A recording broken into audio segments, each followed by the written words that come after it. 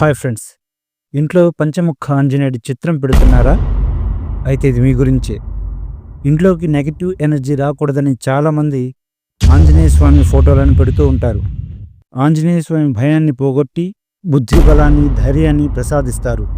చాలామంది ఇంట్లో పంచముఖ ఆంజనేయుడి ఫోటో కానీ విగ్రహం కానీ పెట్టుకుంటారు. అయితే మనం ఇంటి ముందు పెట్టుకునే పంచముఖ ఆంజనేయ స్వామి పటంలో స్వామివారి ముఖం దక్షిణం వైపునకు చూస్తున్నట్లుగా ఉండాలి. అలాగే ఇంటి నైరుతి దిశలో పంచముఖ ఆంజనేయ స్వామి పటం ఉన్నా కూడా చాలా మంచిది.